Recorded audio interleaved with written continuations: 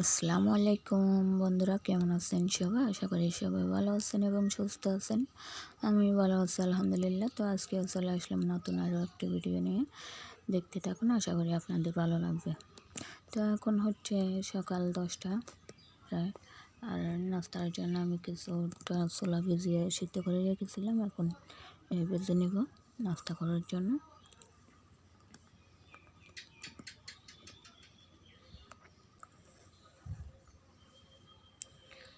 এখানে আমি একটু বেশি করে, কারণ ছোলা ভাজাটা একটু জাল জাল না হলে খেতে কিন্তু তেমন একটা ভালো লাগে না, তো একটু বেশি পরিমাণে জাল দিয়েছি।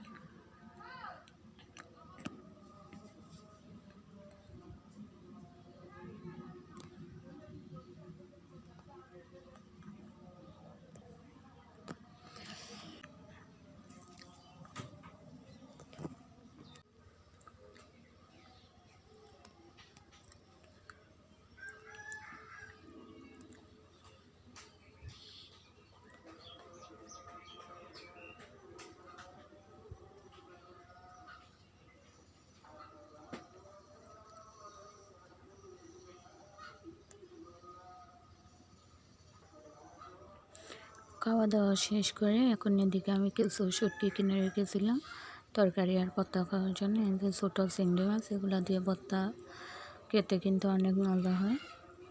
আর এই যে চুরি শুটকি, এগুলো আমাদের এদিকে চুরি শুটকি বলে, কোথায় কী বলে, এগুলা দিয়ে তরকারি রান্না করব।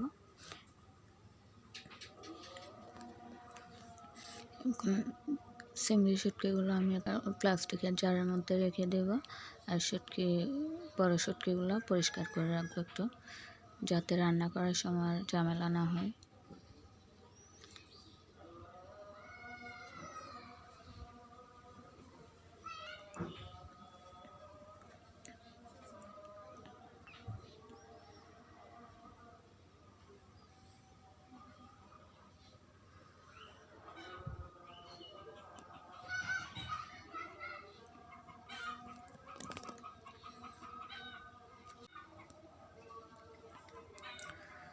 এই শুটকিগুলো একটু শক্ত টাইপের, জানি না খেতে কেমন হয়, ভালো হয় কি না।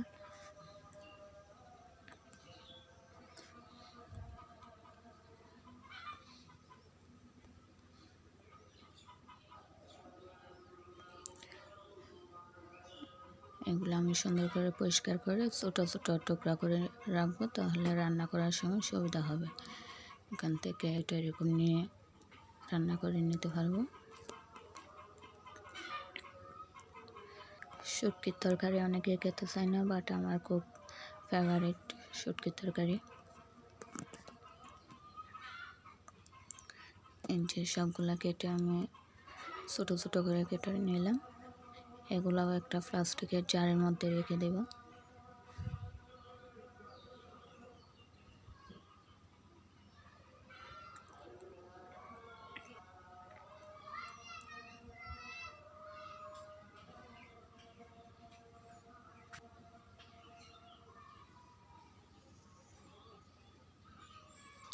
এই শুটকিগুলো দিয়ে আমার অনেক দিনের হয়ে যাবে।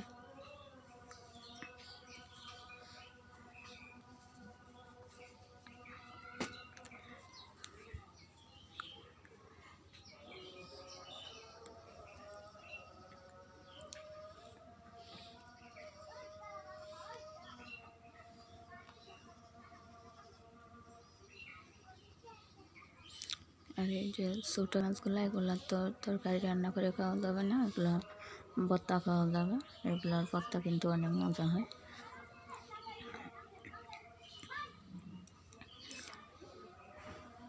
আর এদিকে আমি রান্না করার জন্য দেশি মুরগির মাংস নিয়ে নিলাম। আর এদিকে কয়েকটা আলু একটু বড় করে কেটে নিলাম, মাংস দিয়ে আলুর ঝোল রান্না করব।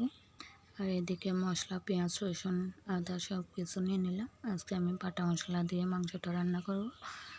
মাংস রান্নার রেসিপিটা আর আপনাদের সাথে শেয়ার করলাম না, এটা স্কিপ করলাম। এই যে আমার রান্না হয়ে গেল।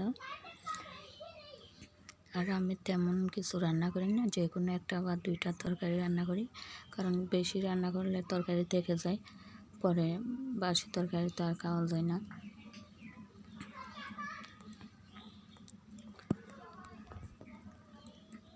তাই আমি পরিমাণ মতো অল্প তরকারি রান্না করি।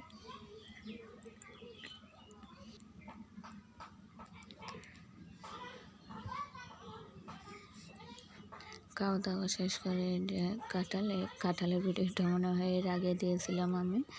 এর আগের ভিডিওতে কাঁঠালটা নষ্ট হয়ে যাচ্ছিলো, তাই কেটে রাখা হয়েছিল, এখনও পাকে নাই তেমন।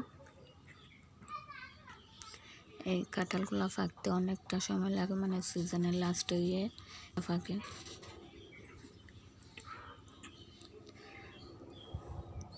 নষ্ট হয়ে যাচ্ছে কেটে রেখেছিলাম, আর সকালবেলা কিছুটা কেটে খাওয়া হয়েছিল, আর বাকিটা রয়েছে। এখন এখান থেকে কিছুটা নিয়ে নেব আমি।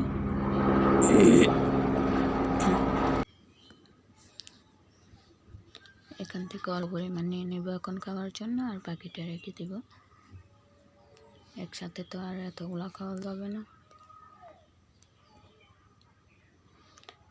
কাঁঠালের ভিতরে কুচগুলো অনেক বড় বড়, কাঁঠালটাও অনেক বড় ছিল।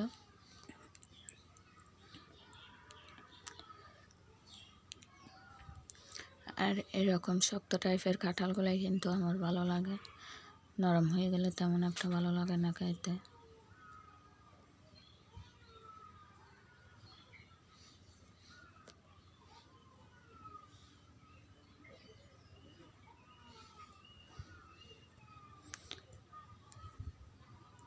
কাঁঠালগুলো যেমন বড়, খেতেও মাশাআল্লাহ তেমন মিষ্টি।